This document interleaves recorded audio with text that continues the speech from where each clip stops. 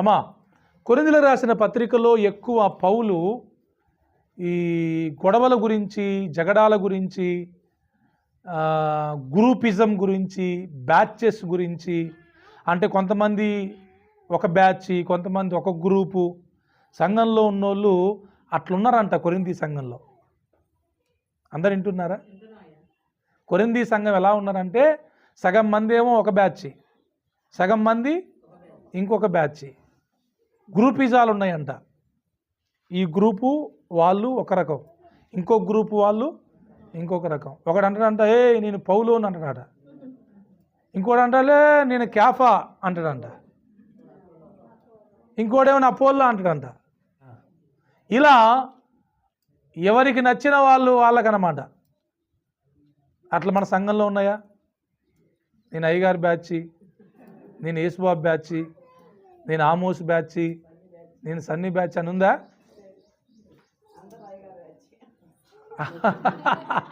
మనమందరం యేసై బ్యాచ్,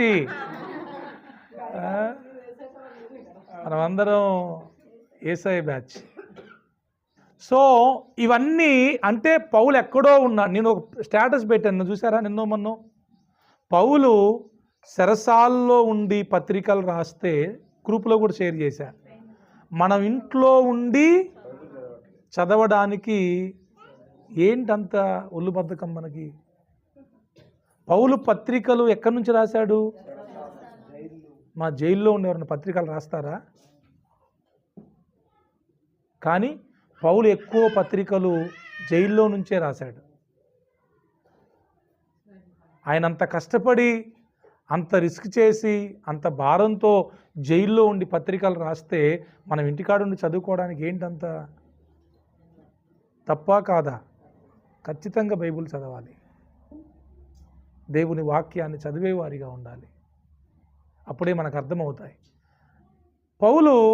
పౌలుకి ఈ విషయాలు తెలిసినాయి. కొరింథీ సంఘం ఇట్లుంది, ఆ కొరింథీ సంఘంలో సమాధానం లేదు అని పౌలుకి సమాచారం వచ్చినప్పుడు లెటర్ రాశాడు. ఆయన రాసి ఇలా ఉండకూడదు, ఇలా ఉండాలి అని ప్రభు చెప్పాడు. ప్రభు ద్వారా పౌలు ఆ మాటలు చెప్పాడు. బాగా వినండి. సంఘాన్ని నేను పోయిన వారం మీకు టచ్ చేసేది, సంఘములో కలహాలు, గొడవలు, కొట్లాట్లు అనేవి అది సంఘానికి క్షేమాభివృద్ధిని కలిగించేవి కాదు అనే విషయాన్ని గుర్తుపెట్టుకోవాలి. సంఘంలో ఎవ్వరు కూడా కోపిష్ఠులుగా ఉండకూడదు, జగడగొండులుగా ఉండకూడదు, కోపిష్ఠులుగా ఉండకూడదు, కయ్యానికి కాలు దువ్వేవారిగా ఉండకూడదు. సంఘంలో ఉన్న వాళ్ళతో గొడవలు అస్సలే పెట్టుకోకూడదు. అట్లని బయట వాళ్ళతో పెట్టుకోవచ్చా అంటే మళ్ళీ అది మనలో ఏ ఆత్మ పని చేయాలంటే బాగా వినాలి, సమాధానపు ఆత్మ పని చేయాలి. సమాధానకర్త అనుందా? మన దేవుని పేరులో ఒక పేరేంటి? ఏది పని చేయాలి? ఆ ఆత్మ పని చేయాలి. బైబిల్లో ఉంటుందిగా, మన దేవుడు అల్లరికి కర్త కాడు, సమాధానానికే కర్త. ఇదే కొరింథీయులకు రాసిన పత్రికలో పౌలు చెప్తాడు, సంఘంలో ఏది జరిగినా క్రమముగా జరగనివ్వండి. దయచేసి మరలా మీ అందరికీ ఈరోజు ఒక ముఖ్యమైన విషయాన్ని రెండు చేతులు జోడించి చెప్పే విషయం ఏంటంటే, మన సంఘములో గొడవల ఆత్మ ఉండకూడదు, జగడగొండి ఆత్మ ఉండకూడదు, చాలా సమాధానంగా ఉండాలి. మరి బైబిల్లో ఎందుకు రాశారో తెలియదు కానీ మీరు ఒకరిని ఒకడు ముద్దు పెట్టుకోండి అని రాయబడింది. పత్రికల చివరిలో చదవండి, ఏం చేస్తాడు? కిస్ వన్ అండ్ అనదర్, ఒకరినొకరు ముద్దు పెట్టుకోండి. ముద్దు పెట్టుకోవడం అంటే ఎంత ప్రేమ ఉండాలి. ఒక చిన్న అబ్బాయి మనకు కనబడ్డా అనుకోండి, ఆ అమ్మాయి మీదనో అబ్బాయి మీదనో మనకు కలిగి ఉన్న ప్రేమను బట్టి మనం ముద్దాడతాం వాళ్ళని. అంటే అంత నిస్వార్థమైన ప్రేమ. మళ్ళీ ఆ ప్రేమలో మళ్ళీ గందరగోళం, అపవిత్రత ఉండకూడదు. ఒక పిల్లగాన్ని ఏ మనసుతో ముద్దు పెట్టుకుంటాం మనం? ఒక అమ్మాయిని, ఇప్పుడు కీర్తి వాళ్ళ అమ్మాయి ఉంది, లేకపోతే మా అమ్మాయి ఉంది, ఆ పిల్లల్ని మనం ఎంత నిస్వార్థమైన మనసుతో ముద్దు పెట్టుకుంటాం. అలానే సంఘములో ఉన్న వాళ్ళందరూ కూడా ఒకరినొకరు ముద్దు పెట్టుకోండి అని పౌలు చాలాసార్లు రాశాడు. అంటే అంత నిస్వార్థమైన మనస్సు మనం కలిగి ఉండాలి. అంత నిస్వార్థమైన మనసు కలిగి ఉండాలంటే ఏం కావాలి? మనం అందరికీ సమాధానం ఉందనుకోండి, మనం ఆటోమేటిక్గా ముద్దు పెట్టుకుంటాం, హత్తుకుంటాం, కౌగిలించుకుంటాం, సెకండ్ ఇచ్చుకుంటాం, ఒకరి బాధలు ఒకరితో పంచుకుంటాం, ఒకరి కోసం ఒకరు ప్రార్థన చేసుకుంటాం. ఓకేనా? కొన్ని విషయాలు నేను మీకు లేఖనములో నుంచే చూపెడతాను, చూడండి. దానికంటే ముందు ఒక మాట చెప్పాలని అనుకున్నాను. అదే మొదటి అధ్యాయంలోనే 5వ వచనం ఒకసారి చదవండి. 5. క్రీస్తును గూర్చిన సాక్ష్యము మీలో స్థిరపరచబడినందున ఆయన యందు మీరు ప్రతి విషయంలో అనగా సమస్త ఉపదేశములో సమస్త జ్ఞానంలో ఐశ్వర్యవంతులైతిరి గనుక. చాలు సమస్త ఉపదేశములోను ఆ మాట నాకు బాగా అంటే ఆలోచింపచేసింది నన్ను.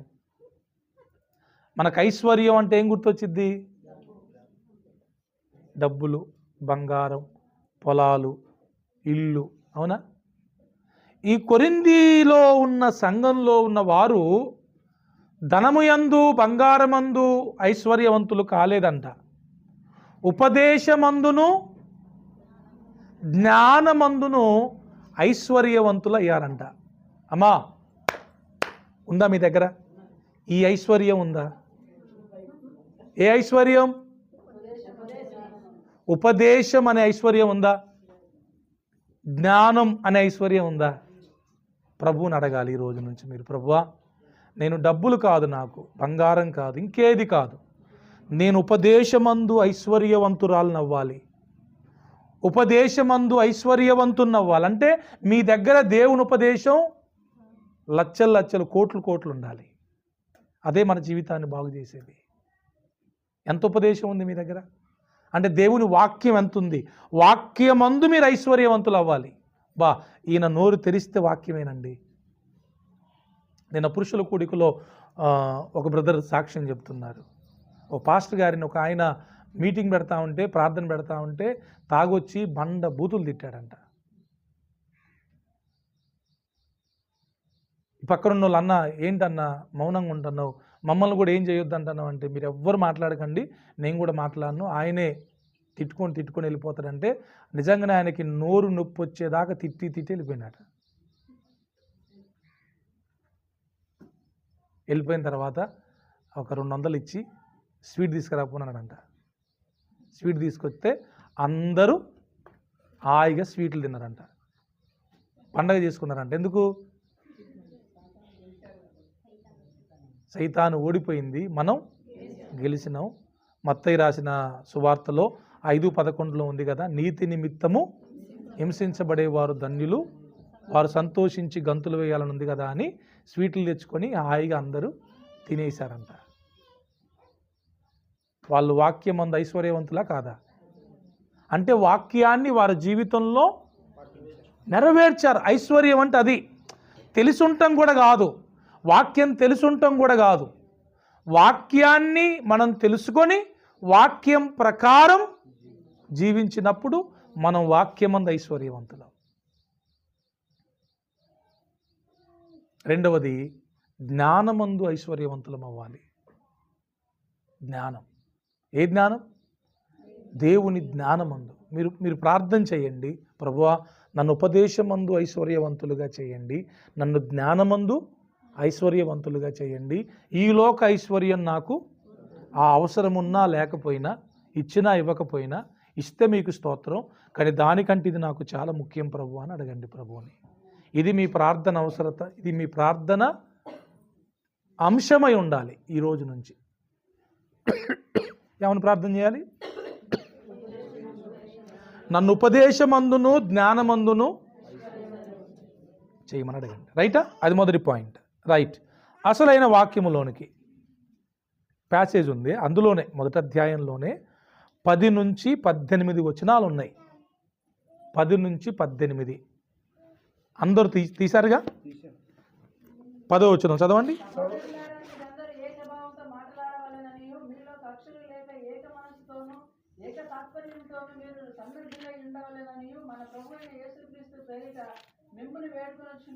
ఆగండి, ఇప్పుడు అందరు కలిసి కొంచెం ప్రశాంతంగా చదవండి.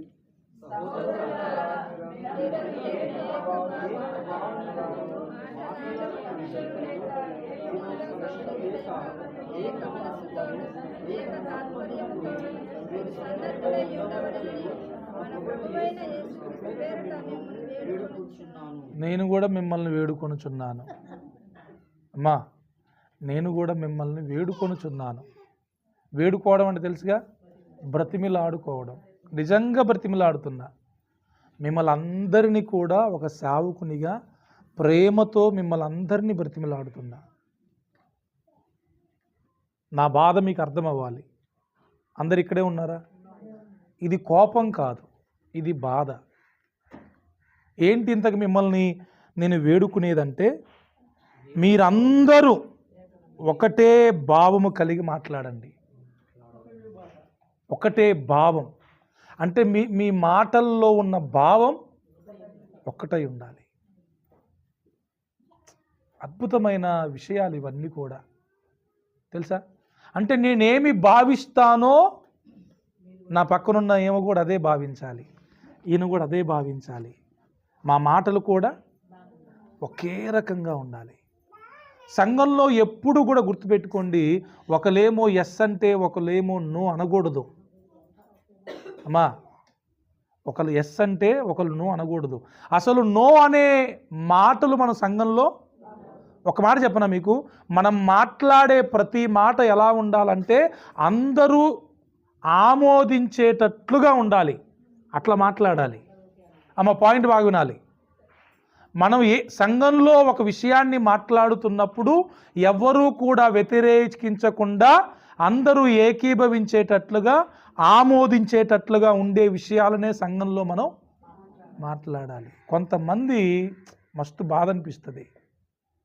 వాళ్ళకొక్కలకే నచ్చుద్ది, ఎవ్వరికి నచ్చదది. అది వాళ్ళకు కూడా తెలుసు. కానీ అందరినీ ఒప్పించడానికి నానా బాధలు పడుతూ ఉంటారు. ఎంత పొరపాటు అది, ఎంత పొరపాటు అది. ఏ విషయమైనా, ఏమన్నా మీటింగ్ పెడదాం అనుకున్నా, లేకపోతే ఏమన్నా ప్రార్థన పెడదాం అనుకున్నా, లేకపోతే ఏమన్నా కార్యక్రమం చేద్దాం అనుకున్నా, మాట్లాడే మాటలు ఎలా ఉండాలి? ఇక మనం మాట్లాడామంటే అందరూ ఒప్పుకునేటట్లుగా ఉండాలి ఆ మాట. ఏం చెప్పారు బ్రదర్, కరెక్ట్గా నేను కూడా ఇదే చెప్దాం అనుకున్నా. అక్క, నిజంగా ఇదే మాట్లాడదాం అనుకున్నా నేను, నీ నోట ఆ మాట వచ్చేసింది అన్నట్టు ఉండాలి. ఆలోచించి మాట్లాడాలి. ఈ మాట మాట్లాడితే సంఘానికి ఎంత లాభం వచ్చిద్ది, ఈ మాట మాట్లాడితే సంఘానికి ఎంత నష్టం వచ్చిద్ది అని ఆలోచించి మాట్లాడాలి. ఎప్పుడైనా గుర్తుపెట్టుకోండి, మన మాటల్లో ఆవేశం ఎక్కువ కనబడుద్ది కానీ ఆలోచన తక్కువ ఉంటుంది. అందుకే మన మాటలు ఫెయిల్ అయ్యాయి. బాగా వినాలమ్మా, ఆదరణమ్మ గారు. మన మాటలు ఫెయిల్ అవ్వడానికి కారణం ఏంటంటే ఆలోచన తక్కువ ఉంటుంది, ఆవేశం ఎక్కువ ఉంటుంది. ఆవేశంలో మాట్లాడే ప్రతి మాట మనల్ని అనార్థాలకు దారితీస్తుంది, నష్టానికి దారితీస్తుంది. అందుకే ఎప్పుడు కోపంలో ఉన్నప్పుడు మాట్లాడకూడదు, టెన్షన్లో ఉన్నప్పుడు మాట్లాడకూడదు.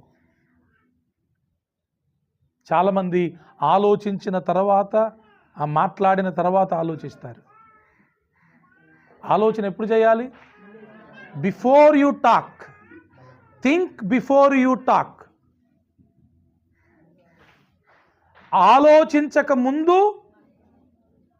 మాట్లాడొద్దు, అంతేనా? ఆలోచించకుండా మాట్లాడొద్దు, మాట్లాడిన తర్వాత ఆలోచిద్దాం అనుకోవద్దు. మాట్లాడడానికంటే ముందే ఆలోచించి మాట్లాడాలి.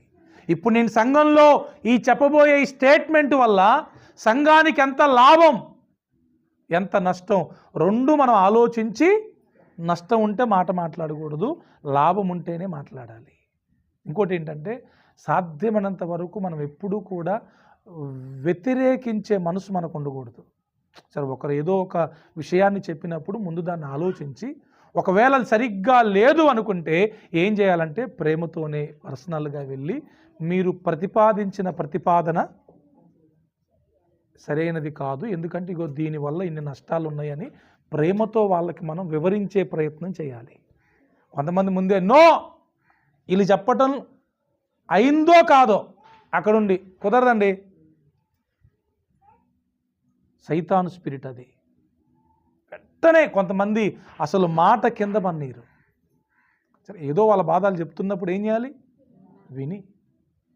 అందుకే యాకోబు పత్రికలో అంటాడు, మాట్లాడడానికి నిదానించువారై ఉండాలి, వినడానికి కోప్పడ్డానికి వినడానికి వేగిరపడాలి, మాట్లాడడానికి కోప్పడ్డానికి నిదానించాలంట.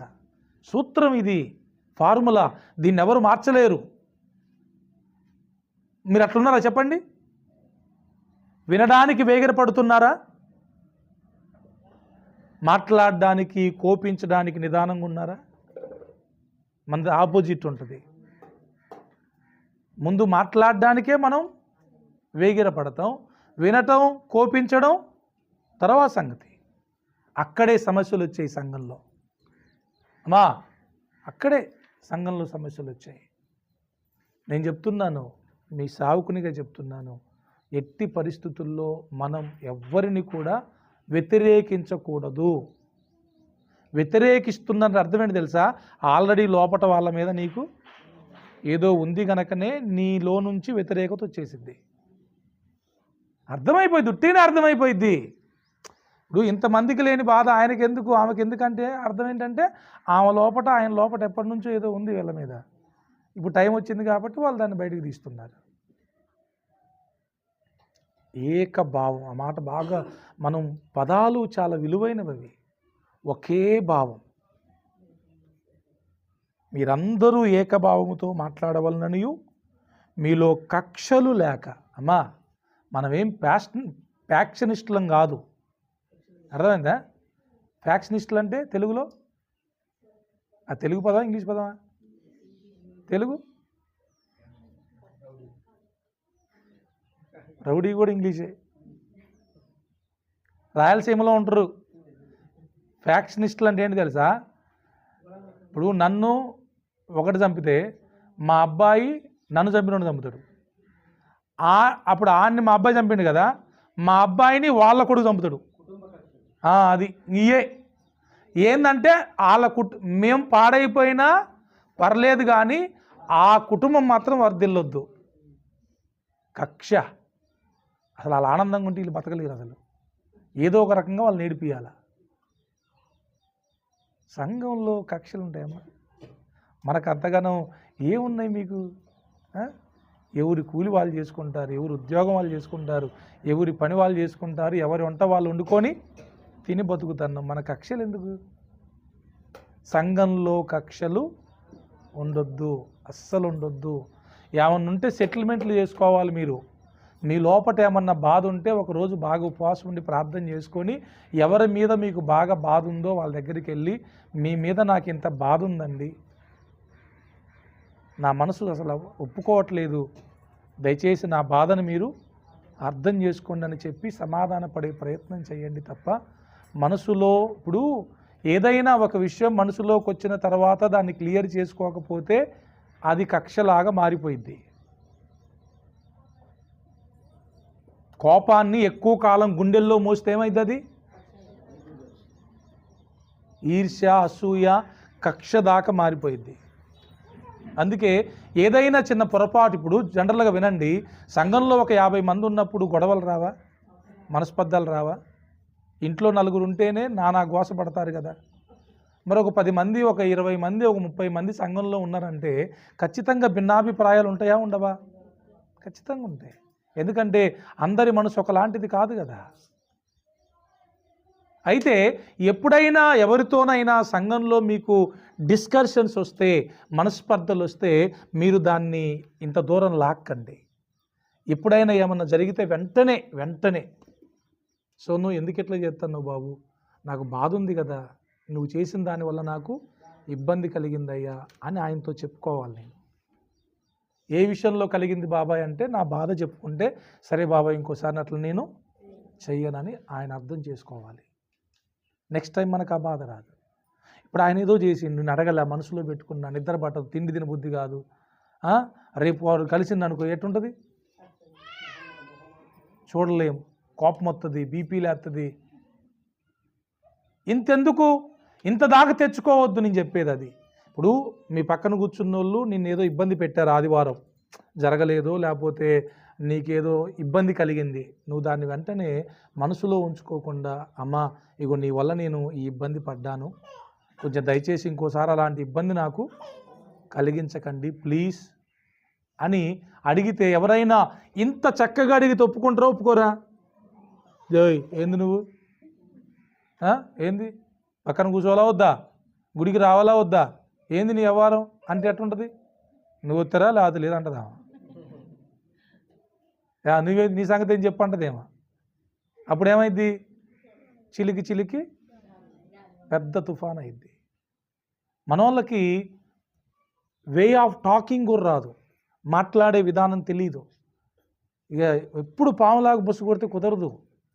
అమ్మా అరిసేటప్పుడు అరవాలి, గద్దించేటప్పుడు గద్దించాలి, కానీ సాత్వికముగా చెప్పేటప్పుడు సాత్వికంగానే చెప్పాలి. విషయం చిన్నగున్నప్పుడు దాన్ని అంతటితో తుంచేసామనుకోండి ఇబ్బంది ఉండదు. మీరు దాన్ని పెద్దగా చేశారనుకోండి అది మీకే ప్రాబ్లం కాదు, సంఘానికి చుట్టుకుంటుంది, సేవకునికి చుట్టుకుంటుంది. ఇంకో విషయం తెలుసా, యేసయ్యకు చుట్టుకుంటుంది.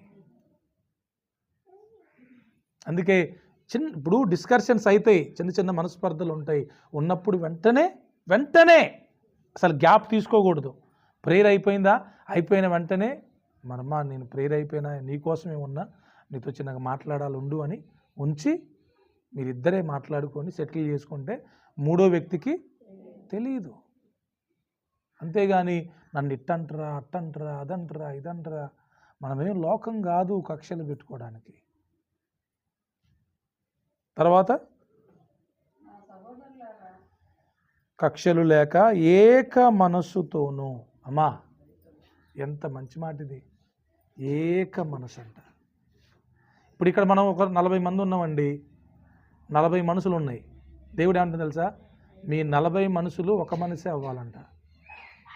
మీ 40 మనసులు ఒక్క మనసులాగా అయిపోవాలి. అంటే మనం ఇక లేద్దామంటే లేవాలి, కూర్చుందామంటే కూర్చోవాలి, తిందామంటే తినాలి, ఉందామంటే ఉండాలి, పోదామంటే ఇక వేరే డిస్కషన్స్ అనేది లేదు. ఇక అంటే అందరూ ఏక మనసు.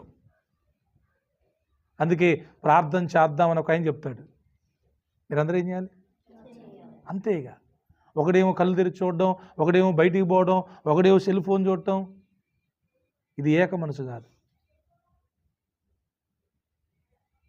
మీకు ఈ వారం నుంచే నేను యేసుబాబు చెప్పానన్నా, ఖచ్చితంగా నడిపించే వాళ్ళు ఒకరు ఉండాలి.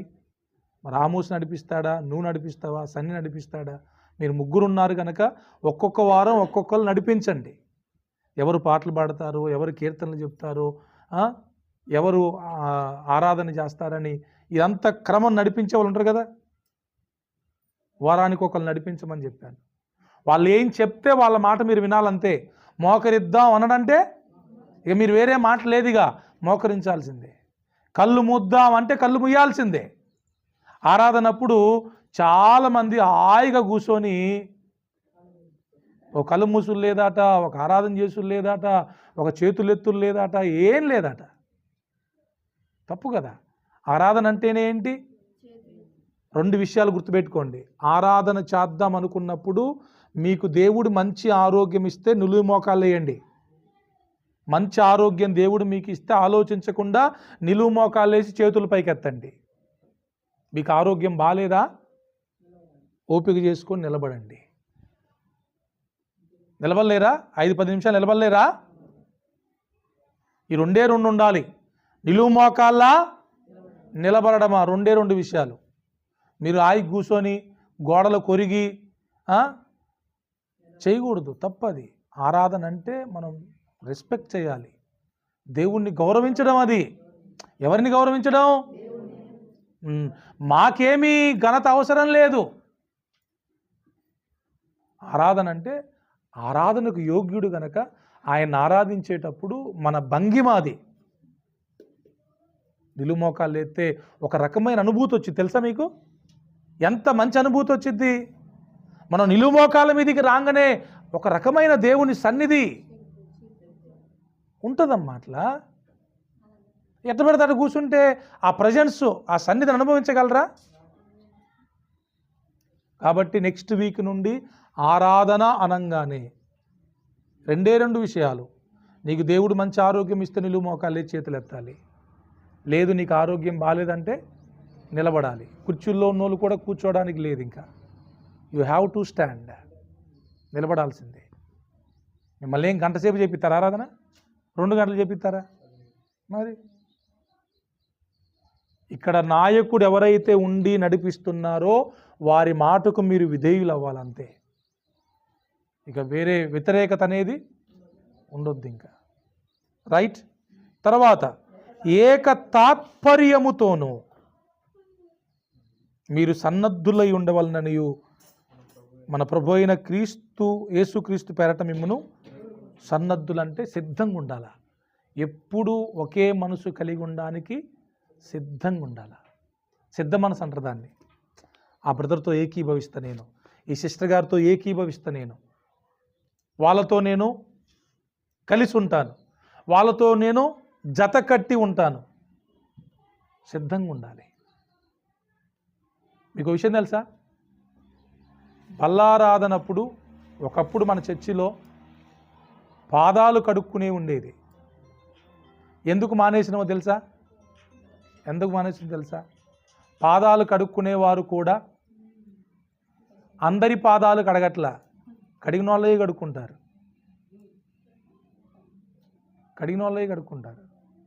అంటే వాళ్ళకి ఇష్టమైన వాళ్ళే కడుక్కుంటారు. అది కాదు కదా. యేసుప్రభు ఇస్కరియోతు యూదా పాదాలు కూడా కడిగిండు. అది చెయ్యట్లేదు. ఇప్పుడు కడిగే మనసు ఉండాలి, కడిగించుకునే మనసు కూడా ఉండాలి. అది కరెక్ట్ పాయింట్, అది నిజమే. దేవుని సన్నిధికి వచ్చిన తర్వాత మనం కడగడానికి సిద్ధ మనసు కలిగి ఉండాలి, మనం కడిగించుకోవడానికి కూడా సిద్ధ మనసు కలిగి ఉండాలి. దేవుని వాక్యాన్ని నెరవేర్చిన వాళ్ళం అవుతాం మనం. ఇలా మనస్పర్ధలు ఉండడాన్ని బట్టి ఏమవుతుంది తెలుసా? ఇప్పుడు పాదశుద్ధి కార్యక్రమం అనేది సంఘంలో లేకుండా పోయిందా లేదా?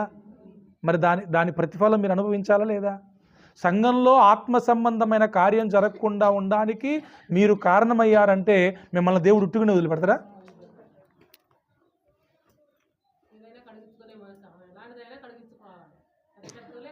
దేవుని సన్నిధిలో మన మనస్సు దేవుని ఆత్మ సంబంధమైన కార్యాలకి ఖచ్చితంగా సిద్ధపడిపోవాలి.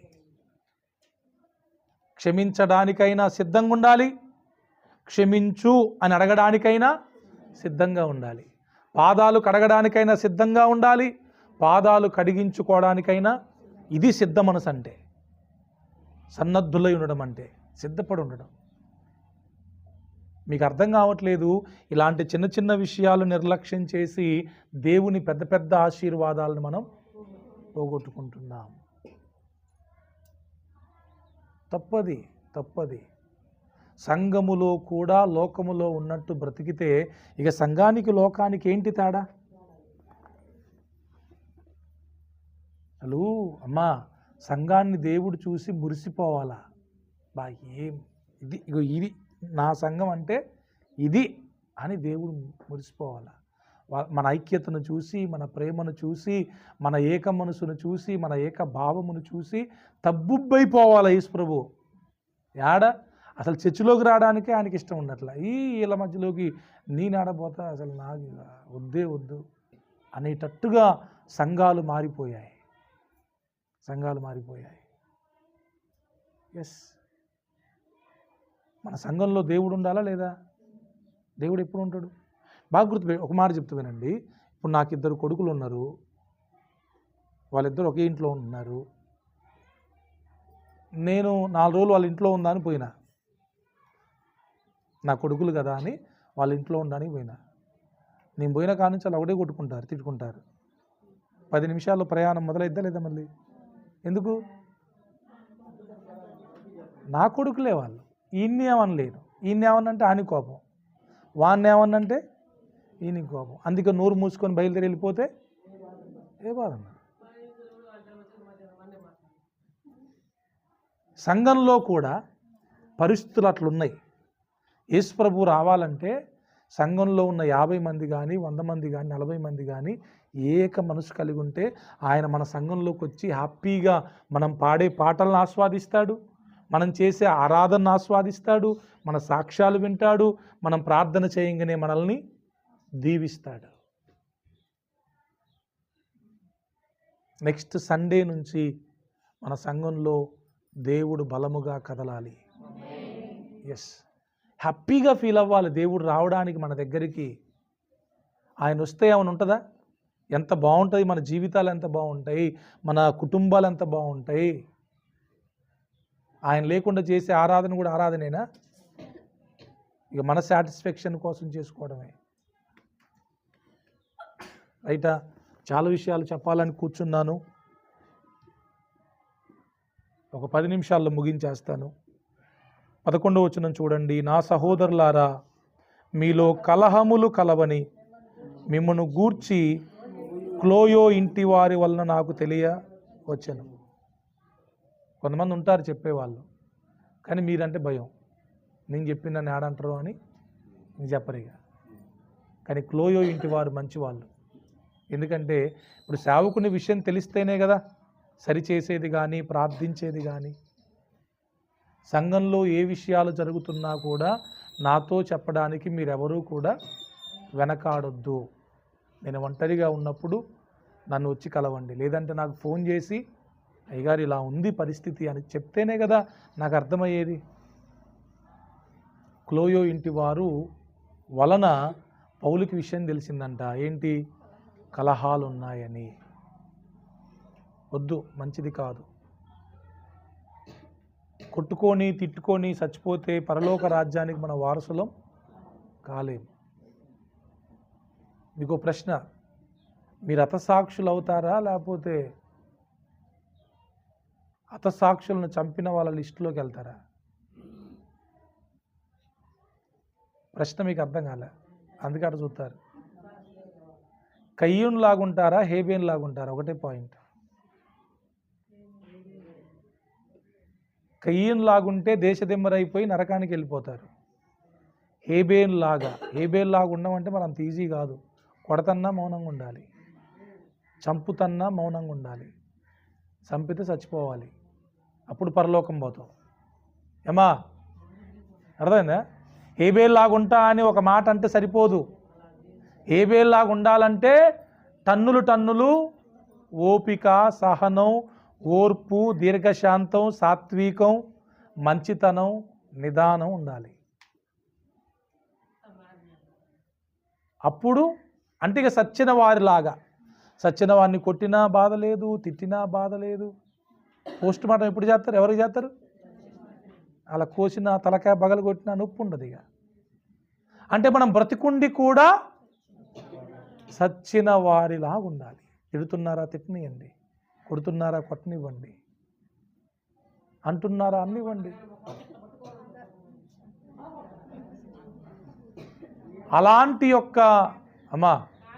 అలాంటి యొక్క హృదయం, అలాంటి యొక్క మనసు మన జీవితంలో ఉంటే మనం దేవుని రాజ్యానికి అయితే పోం. ఒకవేళ సంఘానికి మీరు రాగలరేమో కానీ దేవుని రాజ్యానికి అయితే మీరు రాలేరు. ఇది పక్క.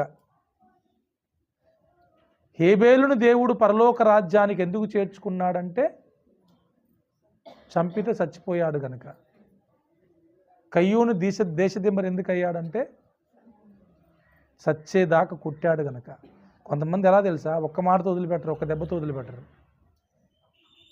జనరల్గా ఒక దెబ్బ కొట్టి వదిలేయాలి, బాగా కోపం వస్తే ఒక మాటని వదిలేయాలి. కానీ కొంతమంది చచ్చేదాకా మాట్లాడుతూనే ఉంటారు, చచ్చేదాకా కొడుతూనే ఉంటారు. అది కక్ష, పగ, ద్వేషం ఉంటేనే అంత డేంజర్గా టార్చర్ చేస్తారు. ఎంత కోపం వస్తే కయ్యోనికి, ఎంత పగుంటే కయ్యోనికి హేబేల్ని చంపేశాడు, చచ్చేదాకా కొట్టాడు. నేను చెప్తున్నాను, అలాంటి స్పిరిట్ ఏదైతే ఉంటుందో, గొడవల స్పిరిట్, కలహాల స్పిరిట్, జగడాల ఆత్మ ఏదైతే ఉంటుందో వాళ్ళకైతే ఖచ్చితంగా పరలోక రాజ్యం లేదు. ఇక మీరు పరలోక రాజ్యమే లేదంటే ఇక మీరు చర్చికొచ్చినా వేస్టే.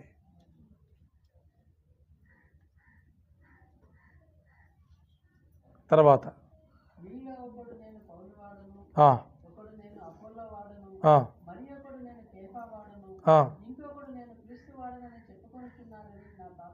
అది ఇంతటితో ముగించేద్దాం.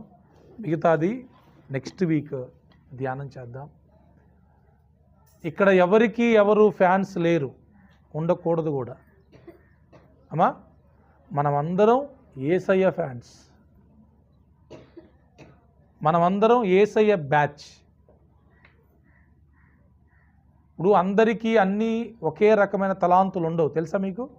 ఒకరు పాట బాగా పాడగలరు, ఒకరు బాగా ప్రార్థన చేయగలరు, ఒకరు బాగా పరిచర్య చేయగలరు, ఒకరు బాగా వంట వండగలరు, ఒకరు బాగా ప్రసంగం చేయగలరు. అవునా? అందరికీ అన్నీ ఉండవు. దేవుడు ఒక్కొక్కరికి వారికి కావలసిన దానిని బట్టి ఆ కృపావరాన్ని అనుగ్రహిస్తాడు.